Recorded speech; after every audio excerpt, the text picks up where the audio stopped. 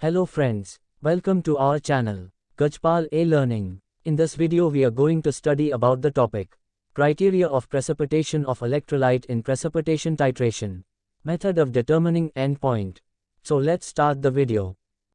First, criteria of precipitation of electrolyte in precipitation titration.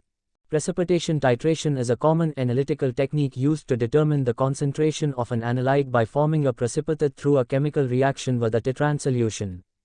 To achieve successful precipitation in a precipitation titration, certain criteria must be met. These criteria include: first, formation of insoluble precipitate. The reaction between the analyte and the titrant must result in the formation of an insoluble precipitate. This precipitate should have a low solubility product, Ksp, indicating that it does not readily dissolve in the solvent under the reaction conditions. Second, stoichiometry of the reaction. The chemical equation representing the reaction between the analyte and the titrant should be well defined and balanced. This is crucial for accurately determining the stoichiometry of the reaction, as it ensures that a known quantity of analyte reacts with a known quantity of titrant. Third, complete reaction. The reaction between the analyte and titrant should proceed to completion under the specified reaction conditions. This means that all of the analyte must react with the titrant, leaving no excess analyte or titrant in the solution. Fourth, selectivity. The reaction between the analyte and the titrant should be selective for the analyte of interest, ensuring that interference from other ions or compounds is minimal. Selectivity is crucial for obtaining accurate and precise results.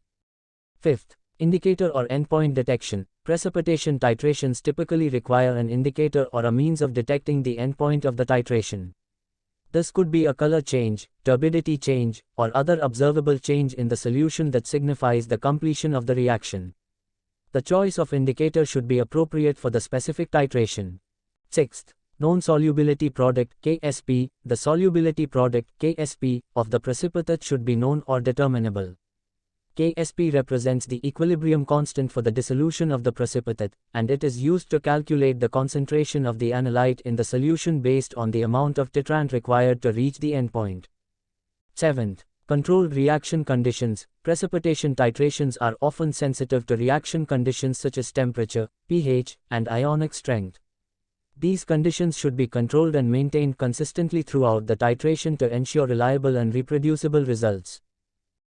Eighth, calibration. Precise calibration of the titration apparatus and accurate measurement of volumes and concentrations of solutions are essential to obtaining accurate results. By meeting these criteria, precipitation titration can be a reliable and accurate method for determining the concentration of various analytes in a wide range of applications, including analytical chemistry, environmental monitoring, and quality control in various industries. Next is method of determining endpoints. First, Mohs method. Principle: Mohs method is used to determine the endpoint in titrations involving chloride ions, Cl, using a silver nitrate, AgNO3, titrant. It relies on the formation of a white, insoluble silver chloride, AgCl, precipitate when silver ions react with chloride ions. Procedure: a few drops of potassium chromate, K2CrO4, indicator are added to the solution being titrated, turning it orange. Silver nitrate is slowly added to the analyte solution until a reddish-brown silver chromate, Ag2CrO4, precipitate forms, indicating that all chloride ions have reacted. Applications: Mohs method is commonly used in the determination of chloride ions in various samples, such as water quality analysis and food testing. Limitations: this method is specific to chloride ions and can't be used for other analytes. Precipitation titrations, in general, may be less precise compared to other titration methods. Second, Volhard's method. Principle: Volhard's method is used for the titration of halide ions, example, Cl, Br, I, with a known excess of silver ions, Ag+, and then back, titrating the unreacted silver ions with a standardized thiocyanate, SCN, solution to determine the endpoint, indicated by the formation of a red-brown complex, silver thiocyanate, AgSCN. Procedure: silver nitrate solution is added to the analyte, and the excess Ag+ ions react with the halide ions to form insoluble silver halide precipitates. After filtration, the unreacted Ag+ ions are titrated with the thiocyanate solution until the red-brown AgSCN complex forms. Applications: Volhard's method is suitable for determining halide concentrations in various samples and is particularly useful in the pharmaceutical industry. Limitations: this method requires careful handling and accurate measurement of volumes, and it is time-consuming. Additionally, it can only be used for halide ions. Third, Fudgens method. Principle: Fudgens method is used to determine the endpoint in titrations by the adsorption of a colored adsorption indicator onto the precipitate surface. It is typically used for the titration of halides with silver ions. Procedure: a small amount of adsorption indicator, such as dichlorofluorescein or xylnol orange, is added to the analyte solution. The titrant, example, AgNO3, is then added until the indicator starts to adsorb on the surface of the precipitate, causing a color change. Applications: Fudgens method is employed in the determination of halide ions and other analytes using appropriate adsorption indicators.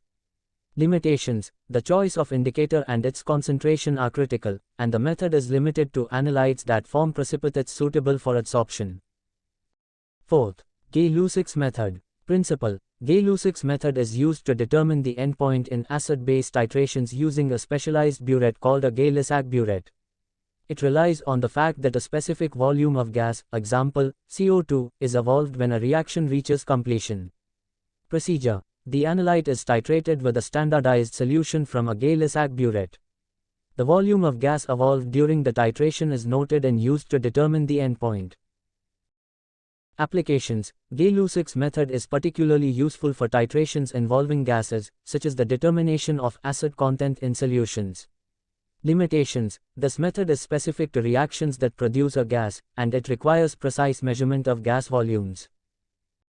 Thanks for watching this video.